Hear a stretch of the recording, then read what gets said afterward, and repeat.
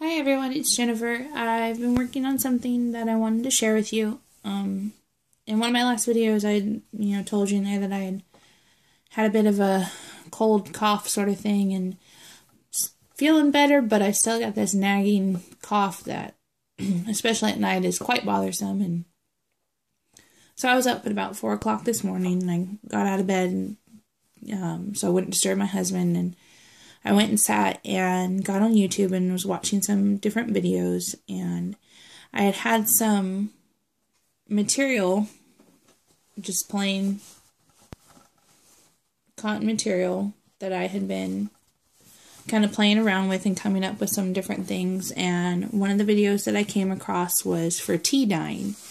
So this morning, once my husband left and the kids got on the bus, I started to play around with that. And I cut strips and strips of the material and tried different consistencies of the tea dye and came up with several things that I ended up liking. So this is like I said, this is the original fabric. It's a off-white color, and these are some of the strips that I had dyed, and it's hard to tell in the video, but you can see some of the difference. These ones weren't in as long, but I do like them, and I like the color that they came out. Here's some pieces that were in the dye for longer, and you can kind of see more of a difference. The other thing that I wanted to try was stamping on the fabric. And so I got out my all-purpose craft paints, and I could only find 3 colors. I found yellow, gray, and brown. So I started playing around with that, and these are some of the things that I came up with. I stamped these images onto these squares of fabric. I thought they could, be cute to add to projects or just, pieces you want to alter. Next thing I did, here's a wider strip that I did, and I stamped cameras onto it. And I like how imperfect it is. I like that there's some darker images and some that are lighter, and I'm not sure. I haven't decided if I'm just going to keep this one long strip or if I'm going to cut it up.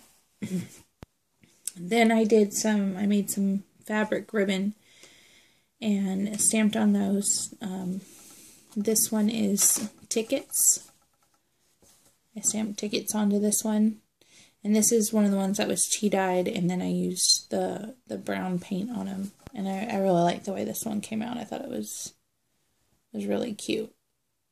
And I did this one. This is the undyed with the gray paint.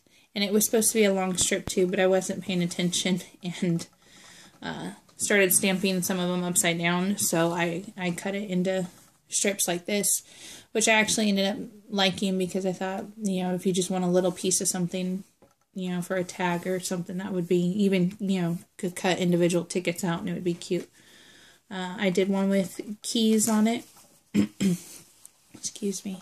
Again, I really like the way that one come out. And like I said, I like the imperfections of it. I like that, the paint smears a little bit, or one's a little bit closer and one's a little bit far. It just, gives it that personal, excuse me, that personal touch. This is the first one I did, actually, and this is on a piece of undyed fabric, and it had a really cute bee stamp, and I had originally tried to alternate between the gray and the yellow, but when I stamped the yellow, it blended into the fabric too much, and so I went back over it with the gray. But I do like the way that it turned out. I think it would be cute for different projects, maybe for spring, summertime coming up.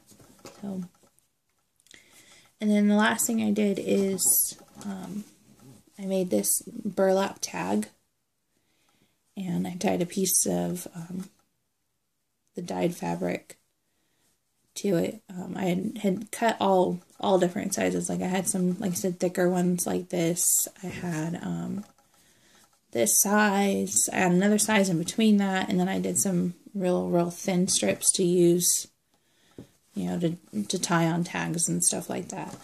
But what I did is I just wrapped this one's an undyed, and then a dyed, and then a stamped one around it, and then added this altered paper clip to hold it on there. It's just a paper clip, and it's got a piece of crocheted trim on it with a flower that came off of this trim right here. And then I just put a pearl in the center of it, and then on the back I excuse me, had cut out a butterfly and put that over the back. So I'm probably going to be making several of these to gift to people, but this was just a chance for me to play around with it and figure out what I liked and what worked. And so, like I said, I'll be doing more, and I'm sure coming up with different designs. And as a matter of fact, I still have strips of material that are waiting to be dyed, and some that are currently sitting in the tea right now. And you know, I'm just trying different lengths of time, different amounts of tea, and seeing what I like. And then the other thing I was going to share with you real quick is my grandmother had given me a huge bag of doilies that her and my great-grandmother and my great-great-grandmother had worked on. And they're just beautiful pieces, and I'd only really taken some out of the top to use around my house and stuff, and I didn't really want to cut them up just because, you know, they're just so precious to me from my family.